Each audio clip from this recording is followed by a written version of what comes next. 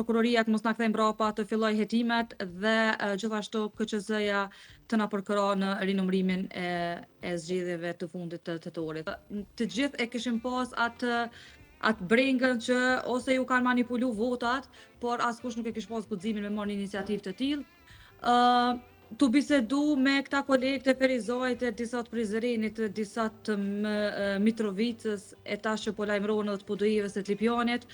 Kemi pa të arsyeshme që edhe ne në Kamenicë të marrëm këtë iniciativë. Realisht e ka marrë unë prej Lidhjes Demokratike të Kosovës, ku fillimisht kam bisedu me kolegët e mi të brenda partisë, të cilët më kanë mbështetur 100% në këtë rrugtim. Mandej kam bisedu edhe me kolegë të tjerë, të cilët i kam brenda kontakteve të rrjeteve të mia të subjekteve të ndryshme, të cilët më kanë përkrah edhe ata në këtë nismë, por kam mbet me i kontaktu edhe kolegët e tjerë të tyre të cilët nuk i kam unë në kontaktet e mia. Pra besoj që ju ka tregu edhe kolegu që e keni në studio, kemi bisedu edhe me të disa herë dhe jemi konsultuar së bashku. E falenderoj edhe për këshillat, edhe ne i kemi vu 2 lista, njënën për prokurori që do të dorëzohet të premten në Gjilan dhe tjetra për në KQZ. Pra të premten do t'i dorëzani, do t'i depononi edhe në KQZ, edhe në prokurorinë themelore të Gjilanit, e cila përfshin edhe territorin e Kamenicës. Po sa ishte kandidat për asamble kanë nënshkruar deri më tani? Deri tash diku janë 2-13 të cilët kanë nënshkruar, sepse na kuvendi me numër të popullsisë ne kemi qenë 23, tash 23 janë në kuvend. Ka rënë domethënë numri nga 27 në 23.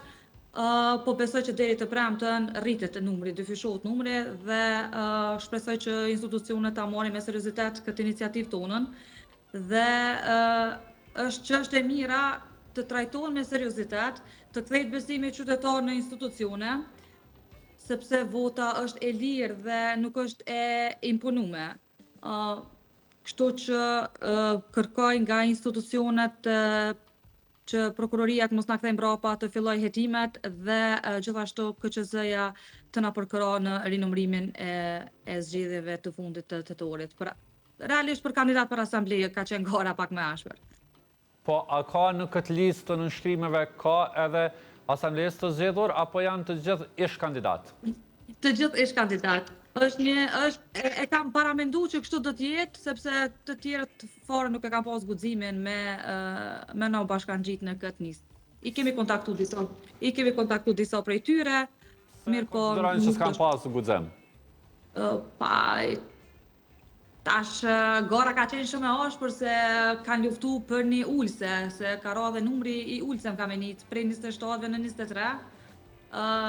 LDK-ja i ka vetëm 3, ka Barcën, një femër edhe një moshkull, PDK-ja ka veç Barcën, e mandej frika që ndoshta edhe mujnë me mbet pa mandat. Po, në këtë iniciativë, në nënshkrimet e mbledhura, janë të gjithë ish kandidat të LDK-s, apo ka edhe të partive tjera? Jo, janë të subjekteve të ndryshme. Janë të subjekteve të ndryshme, po. Madje e kanë marrë shumë seriozisht. Sepse nuk e kishin pas guximin me nisë iniciativë të tillë. Po, Egzona, cili është dyshimi kryesor që keni në komunën e Kamenicës? Është e njëjta gjë si në komuna tjera ku pretendohet që mund të ketë pasur vjedhje të votës brenda partisë, apo ju keni edhe ndonjë dyshim tjetër? Realisht bëhen edhe brenda partisë, por edhe dyshime të tjera, siç ka ndodhur në Prizren, komisionerët kanë qenë gjitha subjekteve, nuk ka qenë veç një subjekt. Kanë qenë gjitha subjektet përfshime.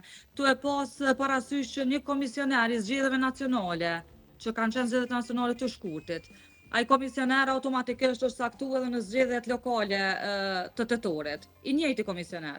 Mandej që ai komisioner i zgjedhjeve të tetorit është saktuar prapë në zgjedhjet e dhjetorit. Prandaj pra dyshime është njëjtë. Kemi dyshime të tona, po çfarë është e vërteta kushtrim, nuk është që se kemi diskutu edhe me kolegë edhe me staf edhe me njerëz, me qytetar, po unë ju me informata të sakta qysh e di më herët ka qenë për me bo një kërkesë për me hap një kuti 50 euro. Qysh e kam informacionin se nuk është që unë vetë kam hulumtu për këtë punë, kurse tani qysh tregun që 250 euro është për me hap një kuti nëse ti veç dyshon. është një kosto e madhe për neve si qytetar, për me hap për shembull 2 kutia ose 3 kutia ku ti ki dyshimet e tua. E mandej nëse dalin votat është krejt në rregull, po edhe nëse nuk dalin votat ti në humbje.